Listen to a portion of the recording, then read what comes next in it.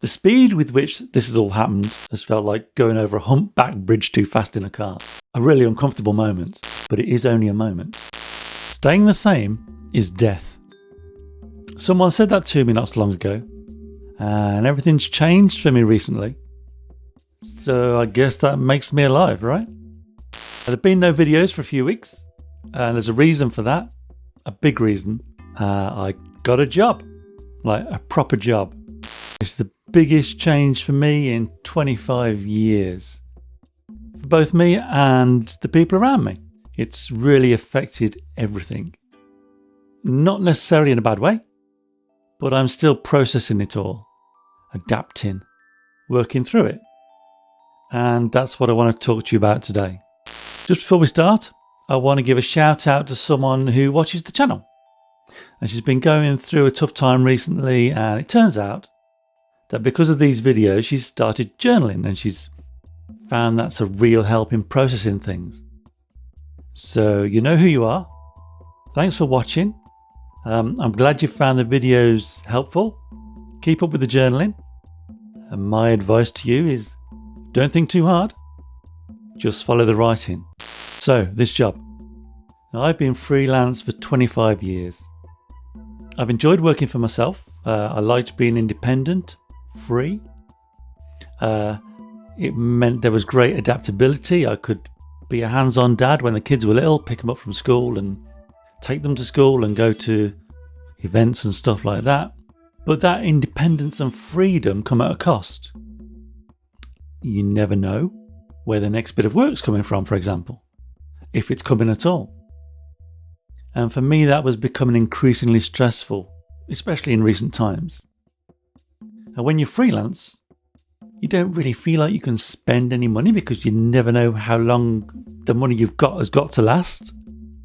And to be honest, I've also got my pride. You know, I'm a man, and you can say what you like these days, but where I come from, how I was raised, my background, as a man, I should be bringing home the bacon. My wife works really hard, but, you know, I need to feel I'm bringing home at least some of the bacon. So I'd applied for the job and gone through the application process, and I was successful. I was delighted. But I was also daunted. Now, the month between accepting the offer and starting the job was really a roller coaster of sleepless nights and headaches, both for myself and my wife. Everything was going to change. It was what I wanted, but the reality of it was a whole thing. And it was partly a shock. Someone actually wanted me. These people had seen my work and recognised the value that I can bring, and they want me to help grow their business. Yes, they said, come and work with us. And that kind of thing was something that really hadn't happened for a long time. So how has this job changed things? The first 2 weeks were like a hammer blow. I had my head stuffed with information, all while trying to come to terms with a new lifestyle. I'd gone from walking for a few seconds across the garden to my studio, to driving for over an hour down the motorway, in the dark and the rain. A sea of red lights and idiots in cars. Or should that be other idiots in cars? I had no capacity to think about my own creative work. I also felt like a bit of a failure. You know, I've told a few people that and they've kind of pulled a face like, what? You've been offered a job, how can that be a failure? If you've only ever been employed, you might not get it, but I set out to be a writer all those years ago, and that was I was programmed that way. And forever I've been working towards something more, something bigger. The next thing, the next book deal, an audio drama being produced, a TV thing on Netflix or something like that. Who knows? In my mind, there was always limitless potential, and that was what I was working towards. And maybe I was kidding myself. But part of the feeling was when I got the job, all that was gone. Those dreams all vanished. Now I'm not going to have time to do anything like that anymore. And I won't have the capacity. A full-time job is draining. It's time consuming. It's all consuming. Now, this may all sound negative. It's not. And even the process of writing this video, writing the notes that became this, is part of my transition, part of my realizing everything that's involved in all this. The people at this company are nice. They're really nice. The company itself does interesting work, and the whole thing's an opportunity for me to grow personally, professionally, and creatively. The job itself is a content creator. So I'm writing, editing, producing video and audio material. I'm using all the skills I've developed over the past 30 plus years. They're giving me all the tools I need to do good work. So in many ways it's exciting, and it's still very early days. It's a new role, so I get to shape what happens. And that's really valuable. But one of the things is now there are days when I can't write morning pages, for example. I can't do it simply because there's just not time. And even that's not a negative. That's not a negative because it's given me greater understanding of the constraints and difficulties people face.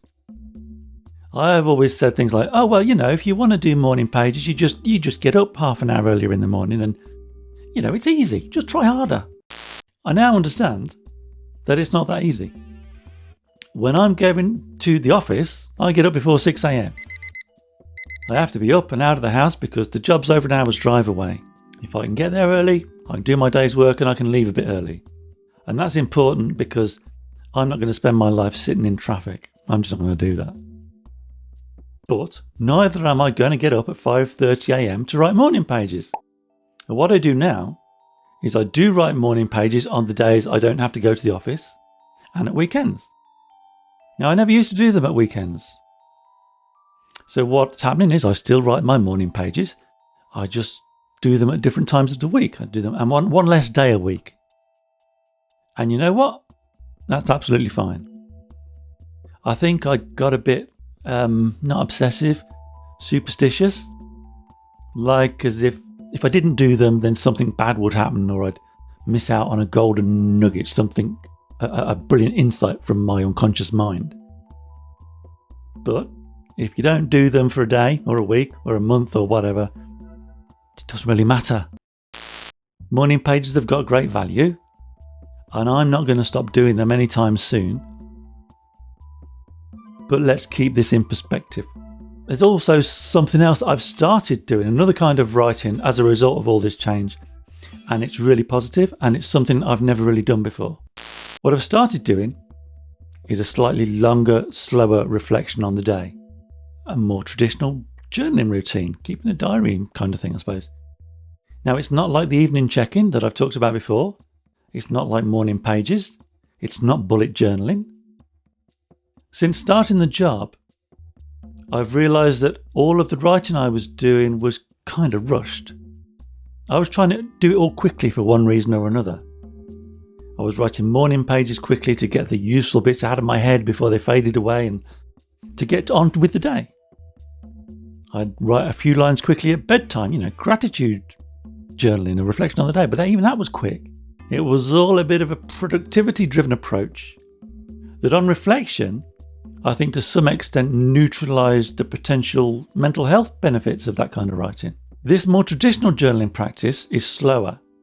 It's relaxing. It gives me insight on the day, what I've been doing and how I've been feeling and how I'm feeling after the day. Now, I really like this journaling. It's slow. It's mindful. It's purposeful. It's quiet time. Relaxation. And I've realised I kind of need my quiet time. Like a little toddler. Now, I only do a page. Doesn't take long. But it has great value. And I just enjoy it. And do you know what? I've never really been very good at enjoying myself. My wife once said to me, I don't know when you have any fun. And when she said that, I thought about it and I thought, do you know what? No, I don't know when I have any fun either. So having found something I enjoy and is also beneficial, I feel I should probably embrace it. So what I do in this writing is I just reflect on the day and then I write today's takeaway. That's something I've touched on before. And that's a really important part for me because I never know what it's going to be. It's just a key point or feeling to take away from the day, and that just pops into my head at that moment. Then what I do at the weekend is I do a reflection on the week. I look back across the pages I've written. Again, a more traditional journaling practice, it's slow, mindful writing. I enjoy the actual process of writing the words. And at the end of that weekly reflection, I'll list the takeaways from each day of the week, like a little digest. Now, it's interesting to see how those few sentences reflect my mindset and how they can change quite drastically from one week to the next. Not really from one day to the next, but like the ebb and flow of a tide or the changing of the moon's phases, there's a definite shift, but it's barely perceptible at the time. Now, at the moment, I'm using a disposable fountain pen that my wife bought me and a Midori MD notebook to do this journaling. And now it's all in one place. It's a nice little pairing, and I'm beginning to see the appeal of fountain pens. Now, the problem is my handwriting is terrible. I've always known that. But I've also recognised that this thing about my handwriting being terrible may be a story that I was told by a teacher when I was little. A story that I believed and reinforced in my own mind over the years. So what I'm going to do is I'm going to change that. I'm going to improve my handwriting and enjoy my new mindful slow journaling practice. And I was actually going to say, prove that person wrong. I was going to say that as well, but I don't care about that person anymore. I don't care what they think. I'm just going to do this for myself. And there's maybe a takeaway. Staying the same is death. Change is no bad thing. Change is good. Change keeps us on our toes. It keeps us alert. It keeps us alive. I'm going through significant change. Significant change after a long period of things being the same. The speed with which this has all happened has felt like going over a humpback bridge too fast in a car. A really uncomfortable moment. But it is only a moment. Traversing that humpback bridge can be uncomfortable. But we're all going to have to do it at some point. Change is scary. All kinds of phrases and sayings warn us of its perils. Out of the frying pan into the fire. Better the devil you know. The grass is always greener. But also, every cloud has a silver lining. What doesn't kill you makes you stronger. And probably lots of others that I can't think of right now. When I was really uncertain about this change, I found that an interesting way to look at it was to consider the alternative. And the alternative was that if this doesn't happen, everything stays the same. I didn't want everything to stay the same. Because staying the same is death.